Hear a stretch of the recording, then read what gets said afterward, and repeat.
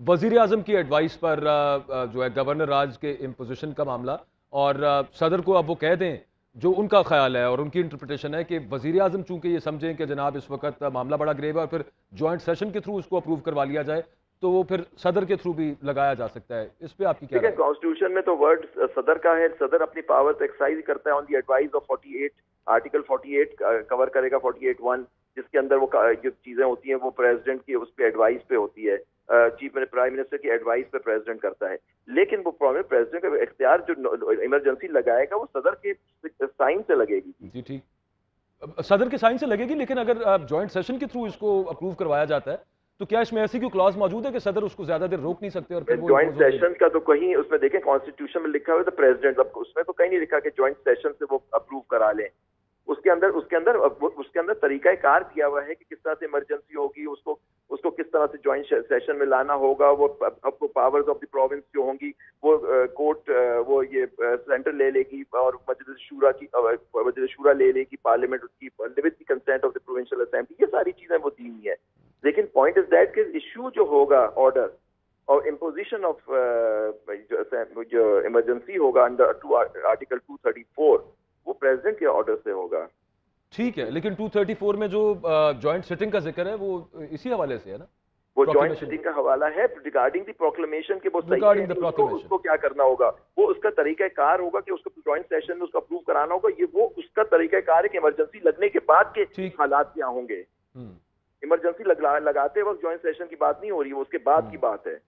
और उसमें आबिद ज़ुबैरी साहब, अगर सूबाई हुकूमत है वो ये कहती है कि जनाब हम हालात कंट्रोल कर सकते हैं, और क्योंकि उसमें अब 18वीं तरमीम के बाद सूबाई हुकूमत के बहुत ज्यादा इख्तियारात हैं। आप यही तो जब तो मंजूर वत्तू केस और ये साबिर शाह केस इसी पॉइंट पे है, जब प्रोक्लेमेशन हुआ था कि वो आया प्रोक्लेमेशन सही था, वो सारी पावर ले दी कोर्ट ने, पार्टली उसको अपहोल्ड किया था, पार्टली उसको स्ट्राइक डाउन किया था। तो ये सारी चीजें हैं, मतलब कि उसके अंदर ये नहीं होती कि सारी पावर इतना आसानी से आप इमरजेंसी लगा देंगे जब कॉन्स्टिट्यूशनल गवर्नमेंट काम कर रही है। अभी तो या तो वो कहते हैं कि ब्रेकअप हो गया, अब ब्रेक डाउन हो गया है कॉन्स्टिट्यूशनल पावर का। वो एक रूलिंग दी है उसने कि जी अभी सेशन चल रहा है, उसकी इंटरप्रिटेशन अगर किसी को इससे इख्तिलाफ है तो मेरा एहसन तरीका ये होगा कि उसको अदालत में रुजू किया जाए कि उससे वहां से रूलिंग दी जाए कि जी जो गवर्नर साहब बात कह रहे हैं वो सही है या जो स्पीकर की रूलिंग है वो सही है। अच्छा, ये जो आबिद साहब यहाँ पे फंसा हुआ मामला कि वोट ये चाहते हैं कि वोट ऑफ कॉन्फिडेंस पहले ले वजीर आला, वो कहते हैं कि पहले अदम एतमाद पर वोटिंग करवाएं। अच्छा, यहाँ से जो सेक्रेटेरिएट, ठीक है, उसके अंदर वोट ऑफ नो कॉन्फिडेंस में तो उन्होंने वो भी मूव की हुई है ना, उसके अंदर तो कॉन्स्टिट्यूशन बड़ा क्लियर है, उसके अंदर तो लिखा है कि विद इन 3 डेज और मैक्सिमम 7 डेज के अंदर उसको करनी है।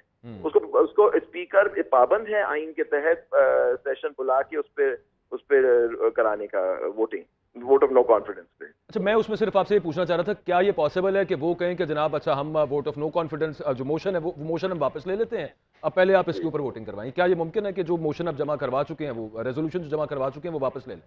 वो ले लें, उसका उनके ऊपर मूव किया उन्होंने, वो ले लें, उसको प्रेस नहीं करें, जो कुछ किया। लेकिन इशू ये आता है कि इवन फिर भी 137 स्टैंड अलोन है, वो अलग एक प्रोविजन है, 130 सब क्लॉज 7 वो एक तरीका कार मुरतब करता है कि सेशन को बुलाना पड़ेगा स्पेशली इसके लिए वोट ऑफ कॉन्फिडेंस लेने के लिए। जी, तो गोया उनके पास ये ऑप्शन अभी मौजूद है कि वो अदम एतमाद की जो तहरीक है वो वापस ले लें और तब तक का वो वेट करें और फिर पहले वज़ीर आला से कहें कि एतमाद का वोट लें। सही काजी साहब, आबिद ज़ुबैरी साहब आपने प्लीज साथ रहना है हमारे, आपसे कुछ और भी रहनुमाई दरकार होगी। काजी साहब, आप सारी आपने सूरत हाल सुनी और जो लीगल इम्प्लीकेशंस हो सकती हैं या जो भी मामला बन सकते हैं वो बड़े तशरीह उनकी बड़ी तफसील के साथ आबिद ज़ुबैरी साहब ने की है, तो उसमें तो ये नज़र आ रहा है कि पीटीआई की जो या फिर पीएमएलक्यू की जो इत्तेहादी हुकूमत है पंजाब में जो गवर्नमेंट है उसका केस काफ़ी स्ट्रॉन्ग है। नंदलेस राना सनाउल्लाह साहब ये फरमा चुके हैं कि हम सब ये फैसला कर चुके हैं कि इमरान खान का रास्ता रोकना है, तो आगे मामला कहाँ जाता नजर आता है आपको सियासी एतबार से? देखिए, कानून तो ज़ुबैरी साहब हमसे बेहतर जानते हैं, लेकिन हम तो चूँकि और एंगल से इसको देखते हैं, या ज़ाहिर है वो उन्होंने दुरुस्त फरमाया कि एक नंगी इक़्तिदार की लड़ाई है और उसमें कानून और आइन भी इनका बन जाता है, जिसे आप यूँ समझिए अखाड़ा बन जाता है। और वैसे ज़ुबैरी साहब मुझसे बेहतर जानते हैं कि एक बड़ी तारीफ़ किसी ने कानून की थी कि it's like a cobweb, कि जिसमें वीक फंस जाता है और ताकतवर फाड़ के निकल जाता है, मकड़ी के जाले मकड़ी के जाले की तरह है। तो ये तो हम देखते आए हैं कानून और आइन के साथ जो हमारे यहाँ होता रहा है। पहले मार्शल लॉ में होता था, अब जमहूरियत में हो रहा है, वो हम देख रहे हैं। تو یہ جو بیسیکلی میں جو عرض کر رہا ہوں کہ یہ جو عہد ہے، اس عہد میں یہ جو ہم نے ڈویژن بنا رکھی تھی نا، یہ آئین، یہ ادھر آئین ہوتا ہے، یہ ڈیموکریسی ہوتی ہے، یہ امریت ہوتی ہے، یہ کچھ نہیں ہوتا. یہ اقتدار کی ننگی لڑائی ہوتی ہے، اور جس میں طاقتور حصے جو ہیں جس پلڑے میں اپنا طاقت ڈال دیتے ہیں، ادھر آئین بھی ادھر ہی چلا جاتا ہے، قانون بھی ادھر ہی چلا جاتا ہے. یہی آپ سے پوچھنا چاہ رہا تھا کہ آپریٹو پارٹ رانا ثناء اللہ صاحب کے بیان کا یہ ہے کہ ادارے بھی متفق ہیں، اور انہوں نے یہی، پہلی بات تو ہم نے کل بھی اس پہ میں اور بھٹی صاحب جب شو کر رہے تھے، میں سمجھتا ہوں اس پہ اداروں کو ریسپونڈ کرنا چاہیے تھا کہ بھائی ان کا نام کیسے آپ استعمال کر رہے ہیں. اور دوسری بات یہ کہ کیا آپ خدا نخواستہ یہ کر رہے ہیں کہ ادارے کوئی غیر آئینی کام کر رہے ہوتے ہیں؟ بیسیکلی تو رانا صاحب کی امپلیکیشن یہ ہے کہ ادارے غیر آئینی کام کر رہے ہیں. It's a huge disservice to the institution giving such kind of statement جو ہے. یہ تو میرے خیال میں ادھر سے آنا چاہیے. بالکل بھٹی صاحب، آپ ایکسپیکٹ کر رہے ہیں پھر رسپانس آئے گا اداروں کی طرف سے کہ آپ کیوں بھائی؟ اکبر، میں ذرا زبیری صاحب کی موجودگی کا فائدہ اٹھانا چاہوں گا. ان کی لائن ڈراپ ہو گئی ہے، دوبارہ ان کی لائن ڈراپ ہو گئی ہے. اچھا، ان کی لائن ڈراپ ہو گئی ہے. اچھا، گزارش یہ ہے کہ دیکھیں، موجودہ صورتحال میں بظاہر ایسا لگ رہا ہے کہ وفاقی حکومت جذبات میں آ کے آئین اور قانون کو ایک طرف کر دیا ہے، اور طاقت کے زور پر تصادم کی طرف جان بوجھ کے لے جایا جا رہا ہے کہ اس کی ریزن بنائی جائے کہ وفاق اور صوبہ ایک دوسرے کے آمنے سامنے آ گیا اور اس کو جواز بنا کے گورنر راج لگایا جائے. یہ ایک سازش کے تحت وادی النظر میں پی ٹی آئی کے مطابق کر رہے ہیں. ورنہ مجھے بتایا، ابھی تھوڑی دیر پہلے مونس رائی صاحب نے ٹویٹ کیا ہے اور انہوں نے فرمایا ہے کہ رانا ثناء اللہ صاحب، میں وزیر اعلیٰ ہاؤس پہنچ چکا ہوں، آپ جلدی آئیں، کب سیل کرنے آ رہے ہیں. تو یہ تصادم کی فضا ایک سوچی سمجھی وادی النظر میں سازش لگ رہی ہے. تو ان اداروں کو اس وقت، سیاست دانوں کو چاہیے کہ جمہوریت کو جمہوری روایات سے چلائیں، نہ یہ کہ ڈکٹیٹر کی گن شپ سے. یہ کبھی بھی جمہوریت میں بہتر نہیں ہوگا. اس سے جمہوریت کا بھی نقصان ہے اور آئین اور قانون کی وائلیشن بھی واضح نظر آ رہی ہے. بالکل ٹھیک ہے. اور بھٹی صاحب، اس سے کیا ہم یہ سمجھیں، یہ ریڈ کریں ان دو چیزوں سے کہ پرویز الہی صاحب کو جو آفر کی گئی پی ڈی ایم کی طرف سے کہ آپ مستعفی ہو جائیں، وزیر اعلیٰ آپ کو بنا دیں گے، وہ انہوں نے مسترد کر دی ہے وہ آفر؟ دیکھیں، وہ بھی مسترد کی، اور ابھی تھوڑی دیر پہلے پی ڈی ایم کی کاف لیگ کی پارلیمانی پارٹی نے واشگاف لفظوں میں کہہ دیا ہم 10 کے 10 بندے پی ٹی آئی کے ساتھ ہیں. اکثریت تو واضح آ گئی ہے. اب حکومت میں نہ مانوں 177 نمبر ان کے واشگاف لفظوں میں اس وقت سامنے ہے.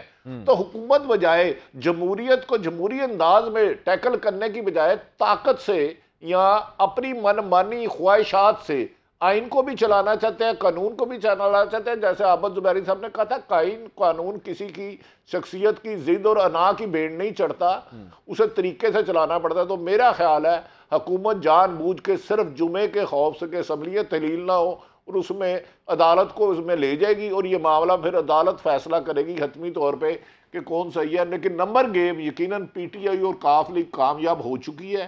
اسی وجہ سے 13 جماعتی اتحاد ایک ابھی تک وزیر اعلیٰ کا کینڈیڈیٹ نہیں دے سکے، اپنے 186 نمبر پورے نہیں کر سکے. اور وادی النظر میں تو مجھے لگ رہا ہے کہ صرف عمران خان واحد ایک شخصیت ہے جس کو روکنے کے لیے 13 جماعتیں یا ان کے پس پردہ جو بھی ان کے سہولت کار ہیں وہ آئین اور قانون کو پیچھے دھکیل رہے ہیں، جو کہ ملک کے لیے بہتر نہیں ہے. ایک آپ سے پہلے عابد زبیری صاحب نے جوائن کر لیا تھا، حمزہ صاحب کے بارے میں سر ذرا بتائیں، کیا چکر کیا چل رہا ہے؟ ناراض ہیں یا پھر کوئی لڑائی چل رہی ہے اندر خاندان کے اندر، پارٹی کے اندر؟ کیا چکر ہے، کیوں پاکستان میں نہیں اتنے عرصے سے؟